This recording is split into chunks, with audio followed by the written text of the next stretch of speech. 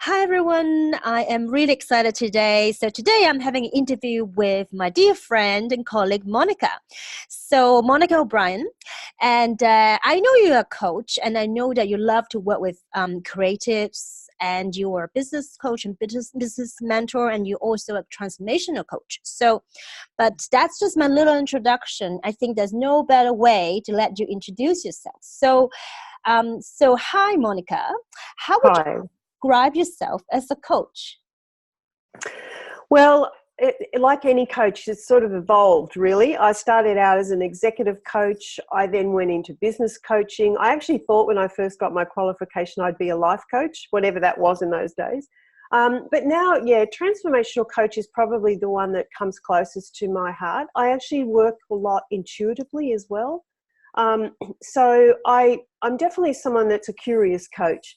And I'm definitely client-centered, but the outcome, I suppose, for the clients is that they get some movement out of, they're stuck usually. So I'm usually sort of taking them from, or helping them move from being stuck in their life, in their career, with money, with their job, with their artworks, to a place of where they can get some movement and flexibility and freedom. So I have two things I really want to ask you because, me and Monica work in Soul Advisor Business Academy. So, for those who don't know, we're working with a bunch of incredible people in a new, how we call it, like a community called Soul Advisor. So we're going to launch it later in the year, but today is not about that. But I work with Monica in a like sort of a colleague to colleague basis. But I was always really interested to find out more because I know Monica is really great at what she's doing, and I can tell she's a business coach from day one. But I'm curious, two things, but I'll ask the first thing first. What leads you to become a coach? So maybe like tell us your jobs in a previous life. Sure. Like some people Yeah. might have the weirdest career beforehand. So like share with me what leads you to the path to become a coach, what interests you, and what were you doing before? Sure. Well, actually, when I left school, I actually became a nurse. So I'm one of those people that have a sort of an interesting background, I suppose, from not a predictable one. So I did nursing, and then I did youth work for 10 years or so. So I was very involved in setting up events and activities and workshops and personal development things in the youth area.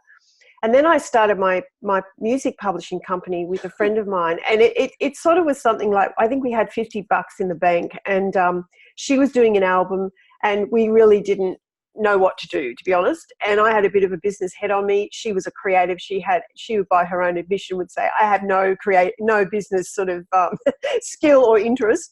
So I sort of started handling the business side of developing her first album. And so we started a very little tiny niche music publishing company, and it evolved into a company where we were distributing for, I don't know, 12, 15 international companies. And, we were doing all aspects of music publishing, and then we branched out into book publishing and distribution. And so we were importing, exporting, marketing, sales, et cetera. And then during that time, I became very aware that a lot of the composers, particularly that we were working with, were trying to establish their careers, and they were really struggling in those areas of business. So I decided that, and at that time, the whole area of publishing was changing, like the digital sort of age was coming on, the book depository, Amazon.com, all of these sort of digital platforms were just starting to emerge at that time. So I really thought, I really don't want to get into all of that stuff. And I really had a heart for working with creatives. So I started working very part-time with helping them just as part of my role as the publisher.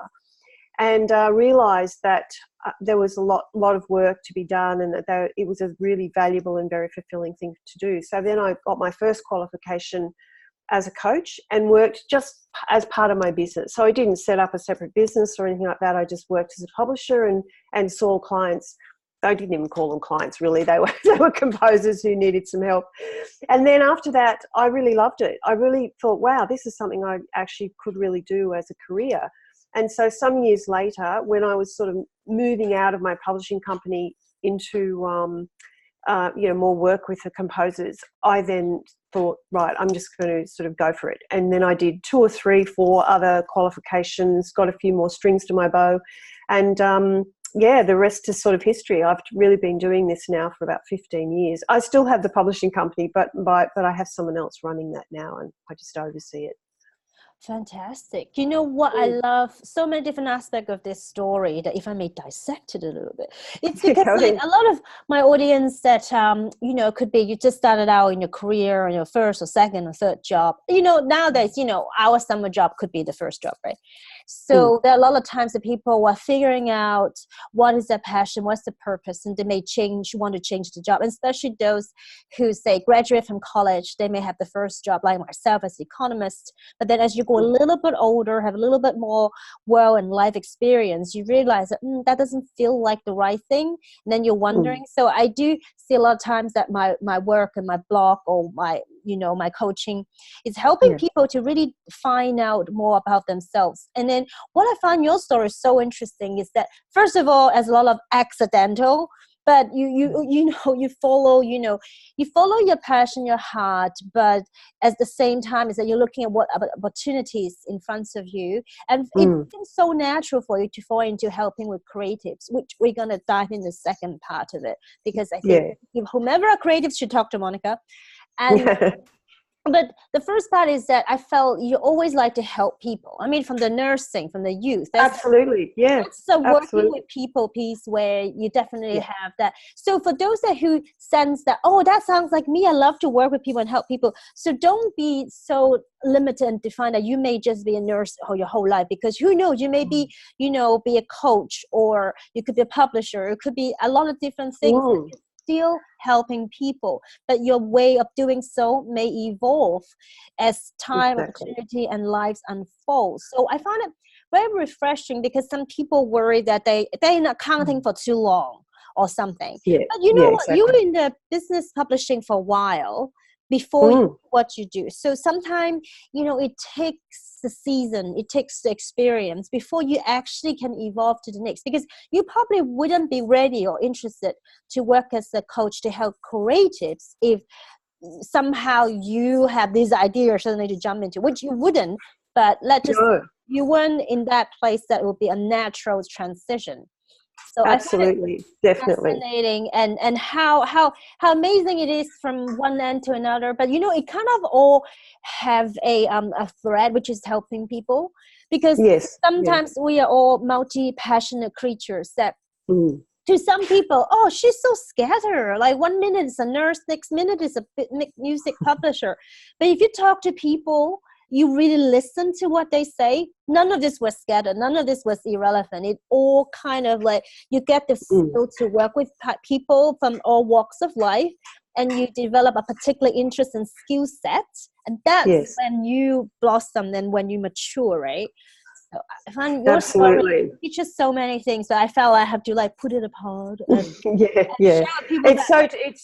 It's true. And like, life is not black and white. And, you know, I would never have thought at school that I was actually going to ever be a publisher. Like, it wasn't on my radar at all, nor would a coach.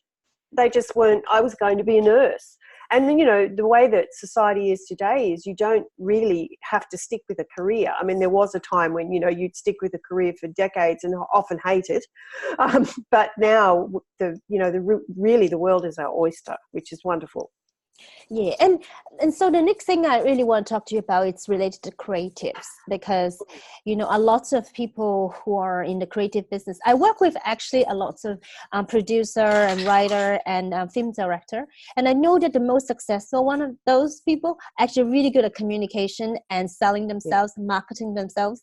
Actually, they have a business mind, and you know, there are some amazing writer and director that has no business sense whatsoever, but they come far and few between. It's actually those that have the talent, but also the business skill that succeed most of the time. That, as far as I could tell. So tell us a little bit about, you know, I know a lot of creatives started, marketing. Selling myself. So and you and I both know that it's not like that. You can really authentically share what you love, and that's actually marketing. So tell us a little bit about, how do you help people to change their mindset in that space? Well, that's the first point. I think there's a lot of beliefs around marketing ourselves as creative people. I think people have real blocks to it. And because creatives are birthing at every level of what they do. They're giving birth. You know, unlike, say, a bricklayer or someone who's selling something in a retail outlet. Not that I'm diminishing those tasks, but a creative, whenever they do anything, whether they do a logo, they write a song, they do a performance, they are giving birth. It is a very energetic, vulnerable position that they're in. So then to sort of say, oh, now I've got to put myself out there in a business way, it's very challenging for a lot of creative people. So what I tend to do is, one thing I say is you don't have to do it all. You actually don't have to, you know, you follow your strength and you follow your skill, and you bring people in to help you where those gaps are, where you just can't get your head around it. So I think there is this sort of sense of we have to do it all. I don't think we do. I think we have to have a high level of it all. We have to have some sort of understanding. So there is a sort of a due diligence that any business person has to apply to their life or their career or their business. But I work with the mindset first to challenge beliefs that might be, you know, like one big belief that a lot of creatives hold is that their creative work and their art is not a real job. So that's the first one that we challenge, you know, get a real job. And, you know, society still says that. And if you look at the way that artists are paid and the whole setup for creatives, you know, unless you are hugely successful, it can be a real struggle. And that it is a struggle when the business side is not in place. So, and, you know, if you're too pedestrian around your work, say you're a singer and you think, well, the only thing I do is sing, that's a problem. Today, you have to have multifaceted type of approach to business, as you do in most businesses. So we work on passion. You know, where's your passion? What would you pay to do? What do you want to leap out of bed and do tomorrow? So we sort of really work at that level first. And then we work backwards to say, okay, what are some short-term goals that will help you? You know, someone might want to do a recording, like an album. Someone else might want to do an art installation. Someone else might want to start a fashion label. And I work with all those types of people. In fact, they're 3 clients I'm currently working with. And they all have different levels of expertise in business. And so we work with their levels, and then we check in to make sure that they're okay with look, motivation is everything. If you are not motivated to be a business person, if you can't find any meaning in it, you won't succeed. There's no question about it. If you can't find it, it won't happen. Oh, there's so much like goodness in what you just said. I need to, you know, break it down a little bit. So first of all, when you work with someone, say I'm a painter, a musician, or a fashion person, I want to make this into like a business or a living, or maybe I won't even say it's a business because I'm so afraid of the word. So, but I want to make it something that I can maybe pay my bills or eventually stop doing my day job.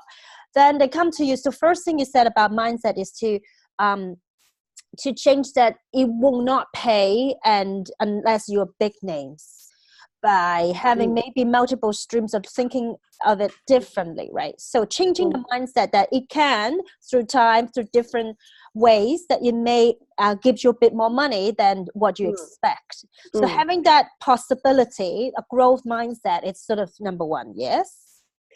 Yeah, it is. And I think sort of just knowing that if you are going to monetize your art, you are actually in business. You know, like you're either an amateur or you are in business. And this is also, if you're sitting in the middle, you'll only ever stay in the middle. That's my belief, and that's my experience, having worked with creatives for many years. Yeah, exactly.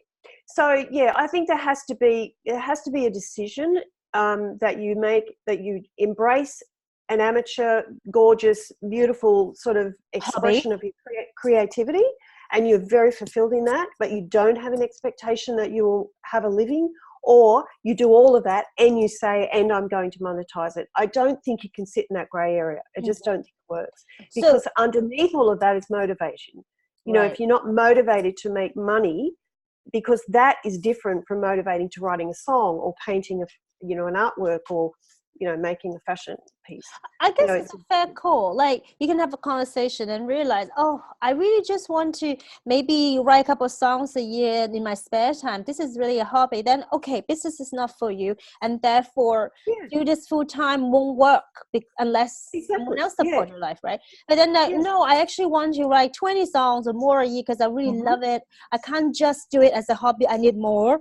Then you would say, look, then you need to monetize it somehow, and he's Yeah, the ways. So when exactly. with creatives, and obviously, we're all business owner, that say 10 tasks we need to do, often we Mm. only like to do Mm. 2 out of the 10.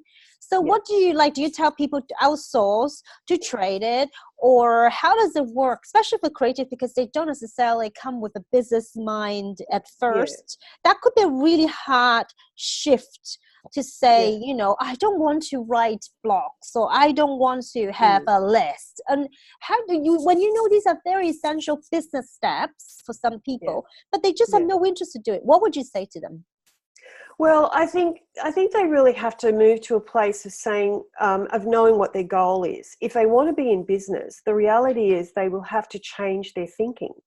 Um, so, and I would always challenge them to look at different steps that are achievable, because one of the big things with creators is they get overwhelmed, and then that leads to procrastination, and then that leads to, oh well, I'm no good at this, or I can't do this, or I'm never going to succeed. So it becomes a vicious cycle.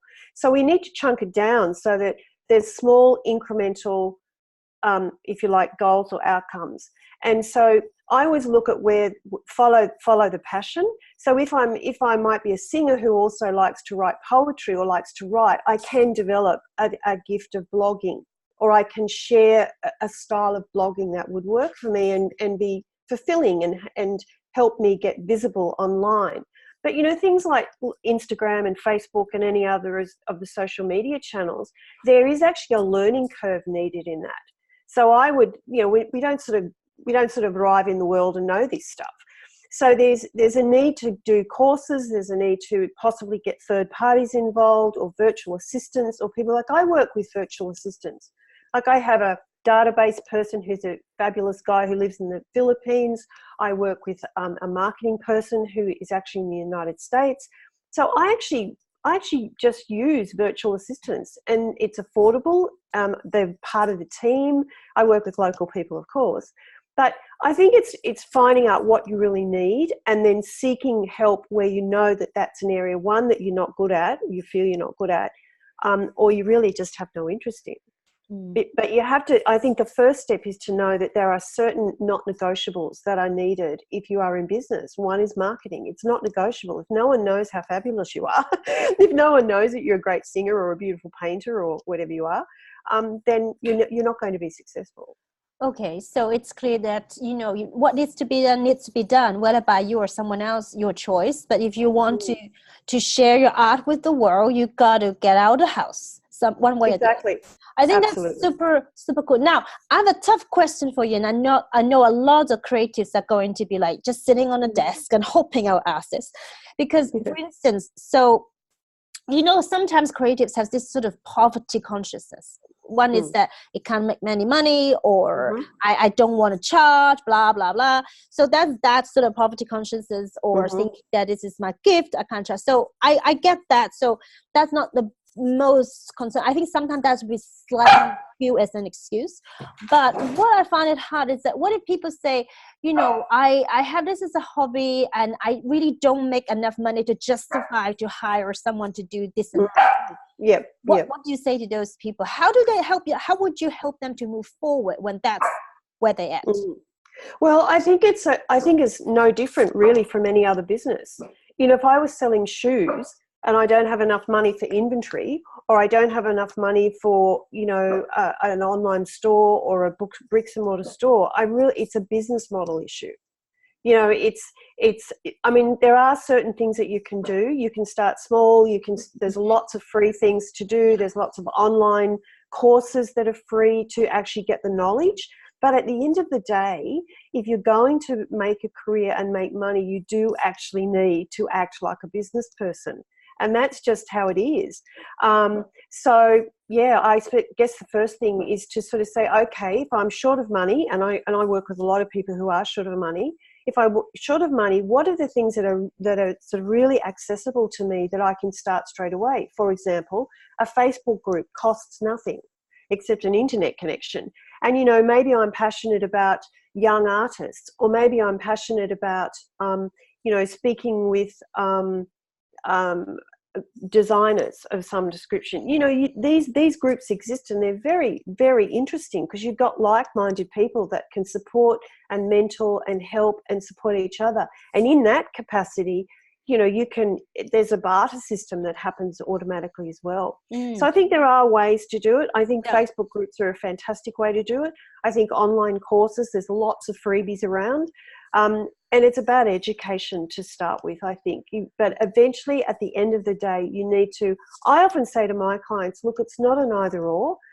Go out, get a part-time job, you know, that's going to basically put bread on the table and put a few dollars aside so that you can fund your business. Love it. You know, it can't happen without money, unfortunately, in a robust way. I agree with you completely. And, you know, I'm also a strong advocate of taking a slow transition instead of just quitting your day job and jump into something, because first of all, you need to kind of test run it. So if you actually, you know, decide, oh, I don't want to be a music publisher, then what to do? You know, exactly. That's right. Or like, oh, maybe I'm not interested in doing all the paintings, but I'm actually happy to distribute them. That's another goal, right? So I think two things I want to say. One is that, you know, the author Stephen Pressfield, and he wrote a book called Turning Pro.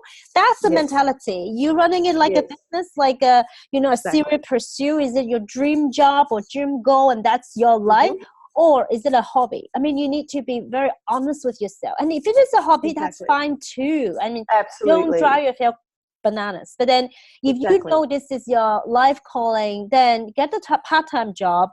Do whatever you can, save up some money, spend it wisely. And, you know, when you get free service, go for it. But if not, then you save the dollar for it. I mean, I think the education, like you say, is key. And gain skills. And then another person or book I really love to recommend is Elizabeth Gilbert's Big Magic, talk about creativity. She's one of those people, like you said, she's talk about her writing as in, I will never ask you to support me. Let me support you. I will waitress. I am happy to waitress. So that I earn the money so I can focus on my writing. I can go to do writing or spend the time at night or get a typewriter because I have the money to do so because I waitress. I mean, that dedication to her art form, it's something really we can learn from. So yes, absolutely. Absolutely. I mean, I think that creators, you know, there's a certain creative soul that is very unique to creators. I really believe that. And I think that part of their creativity comes out of that sensitive place, which is I call it their creative soul. I can't find a word that aptly explains what I think about that. But, you know, and it is a vulnerable place. So, you know, it's something that does need to be honoured, and whether it's commercialised is up to the person.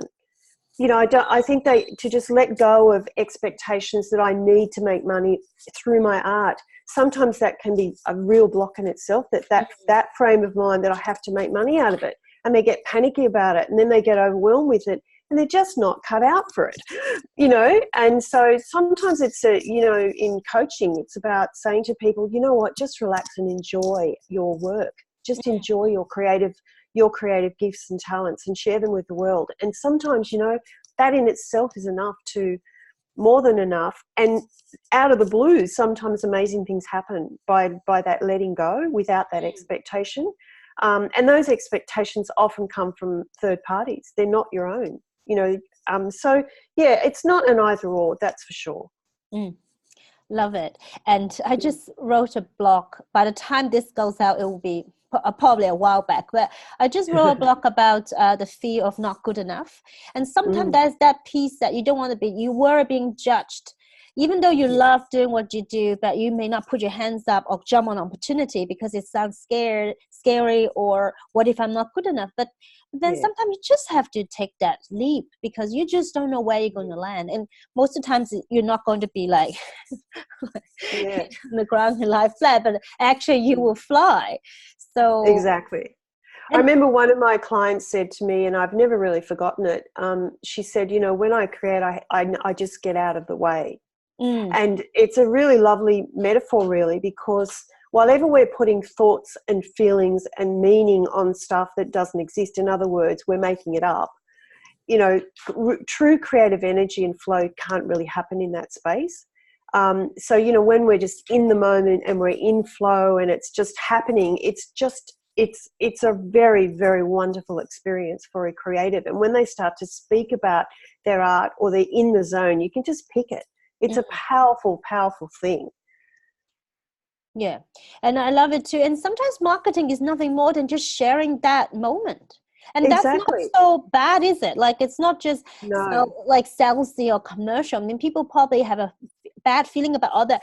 But you know, if you have like you know, Ed Sheeran, like you know, when he first started singing, he loved singing, and at the age of 15, put on YouTube videos that how he shared see that's what right. happens to him. And it's nothing Yeah. just about sharing your moments, and that doesn't sound Yeah. so scary, is it?